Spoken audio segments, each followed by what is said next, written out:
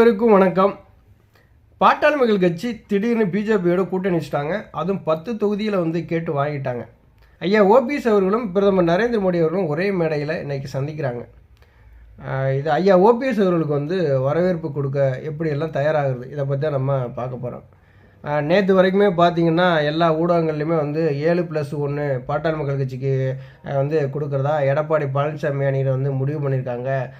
90% வேலை முடிஞ்சு போச்சு, நாளைக்கு வந்து இது இறுதி வடிவம் கொடுப்பாங்க, ஒப்பந்தம் கையெழுத்து போடுவாங்க, இப்படியெல்லாம் வந்து சமூக வலைதளங்களில் ஒரு பரவிட்டு இருந்தது.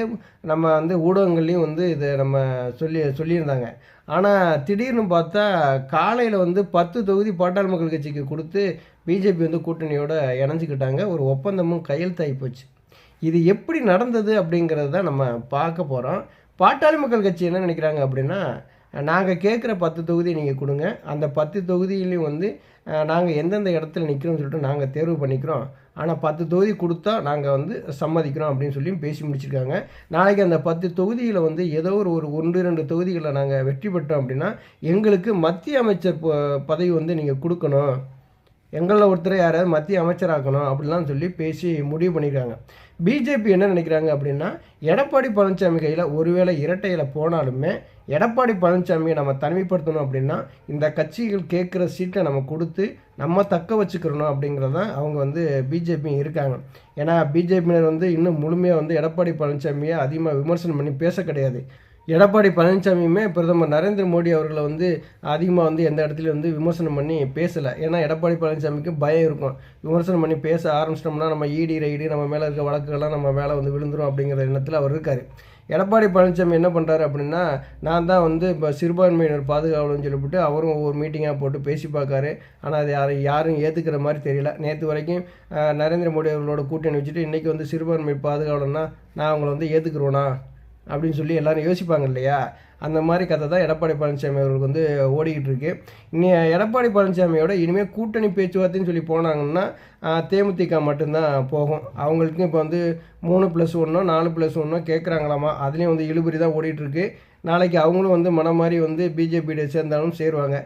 அதுக்கடுத்து ஐயா ஓபிஎஸ் அவர்களும் பாரத பிரதமர் நரேந்திர மோடி அவர்களும் வந்து இன்றைக்கி சேலத்தில் நடக்கிற பொதுக்கூட்டத்தில் வந்து நேருக்கு நேராக சந்தித்து பேசிக்கிறாங்க. அநேகமாக ஐயா ஓபிஎஸ் அவர்கள் வந்து ரொம்ப நாளாக வந்து சொல்லிகிட்டே இருந்தாங்க, எங்களுடைய நிலைப்பாட்டில் வந்து நாங்கள் உறுதியாக இருக்கோம், பிரதமர் நரேந்திர மோடி அவர்கள் 3வது முறையாக வந்து பிரதமர் வரணும், அதான் எங்களுடைய நிலைப்பாடு அப்படின்னு சொல்லியிருந்தாங்க. இன்றைக்கி இருவரும் சந்திப்பு வந்து நாளைக்கு என்ன ஆகும் அப்படின்னா, தொகுதி பட்டியல் வந்து இறுதி செய்யப்பட்டு நாளைக்கு வேட்பாளரை அறிவிக்கக்கூடிய சூழ்நிலை தான் ஏற்படுது. ஏன்னா ஐயா வந்து எல்லாமே ரெடியாக வச்சுருக்கிறாங்க.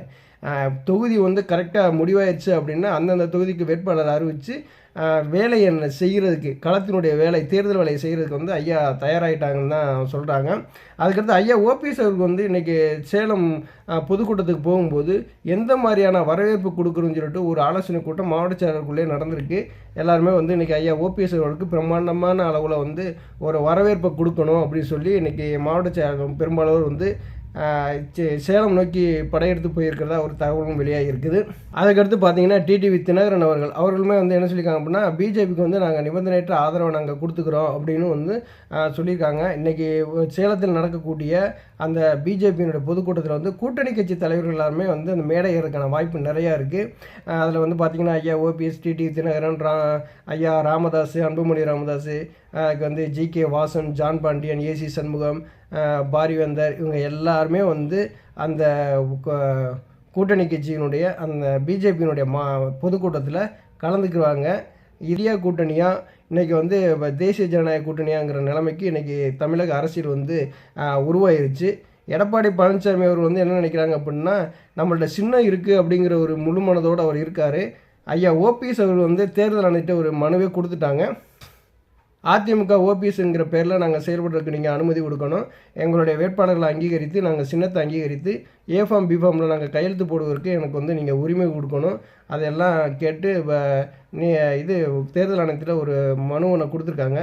அதை விசாரித்து சீக்கிரம் அந்த முடிவு கிடைக்குங்கிறது தெரிகிறது. நன்றி, வணக்கம்.